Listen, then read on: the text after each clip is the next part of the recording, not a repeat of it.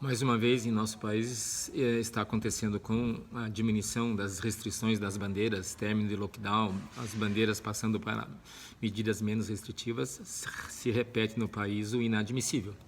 E o que é o inadmissível? Atividades não essenciais estão voltando antes das atividades essenciais, principalmente me refiro à educação. Então a gente vê que é inadmissível você ter que shoppings, bares, restaurantes, lanchonetes, salões estejam reabrindo com horários de restrição e as escolas, principalmente as escolas públicas no país, estão fechadas. Então, locais onde há decretos, onde há leis que a educação com atividades presencial já é lei em alguns estados, existem liminares impedindo que as escolas públicas, principalmente, sejam reabertas. Então, a gente vê que o poder público, que devia proteger os direitos fundamentais da criança, e esses direitos não tem como a gente exercer esses direitos sem escolas abertas, liminares impedindo a reabertura de escolas. E eu não vejo rotineiramente liminares impedindo a abertura dessas outras atividades não essenciais. E ainda o mais absurdo, se eu tenho escolas e definiu que escolas privadas podem ser reabertas, qual é a diferença de segurança entre escolas privadas e escolas públicas? A maioria das escolas públicas que tenham protocolos de segurança, elas devem ser reabertas iguais às escolas privadas. Eu não posso só devolver esse direito às crianças de escolas privadas e às crianças de escolas públicas, que são 90% das crianças e adolescentes em idade escolar de nosso país, continuam fechadas. Então eu não tenho isonomia. As crianças de escolas públicas são as principais vítimas não fatais desta pandemia e eu estou devolvendo o direito à criança de escola privada e não de escola pública que mais precisa. Então a gente vê esse absurdo, é inadmissível isso, volto a afirmar para vocês. Um outro quesito fundamental aonde ficam as crianças, os filhos desses trabalhadores de áreas essenciais que estão mantendo o país aberto, alimentos nos nossos lares e cuidando das pessoas que internam e cuidando das pessoas que vêm a falecer pela Covid-19? A gente sabe que a maioria das crianças desses trabalhadores são de escolas públicas. Então essas pessoas que nós temos o dever, a obrigação de dar local seguro para eles ficarem, eles estão ficando aonde? Eles estão ficando em creches clandestinas, eles estão ficando na rua, eles estão ficando sendo cuidados por outras crianças. Então são essas pessoas que estão cuidando das nossas famílias, que estão dando a última palavra de conforto, carinho e amor às mais de 300 mil pessoas que já morreram, cuidando das pessoas que estão em enfermarias, já que não podem ter a visita de seus familiares e ainda estão sendo sacrificadas pela preocupação de local seguro com os seus filhos. Isso é absurdo o que está acontecendo em nosso país.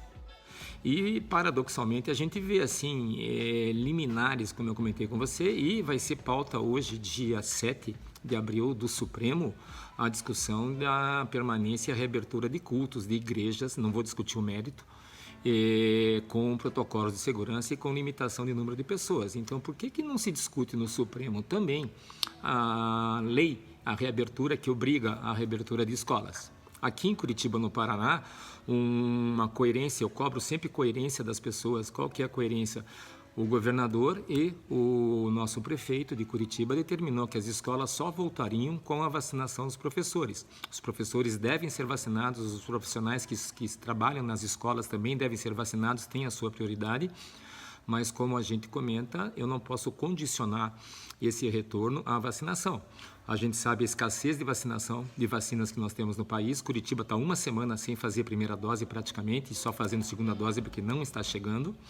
E a gente sabe que para eu imunizar alguém eu preciso de 2 doses. Se os professores e os profissionais que trabalham na área de educação forem vacinados com a Coronavac, eles estarão imunizados, seguros, depois de 1 mês e meio, 6 semanas. E se for da AstraZeneca de Oxford, 3 meses e meio. Nós já estamos em abril. Nós já perdemos 4 meses desse primeiro semestre em crianças de escolas públicas e uma grande chance das crianças de escolas públicas perderem mais um ano letivo, 2 anos letivos.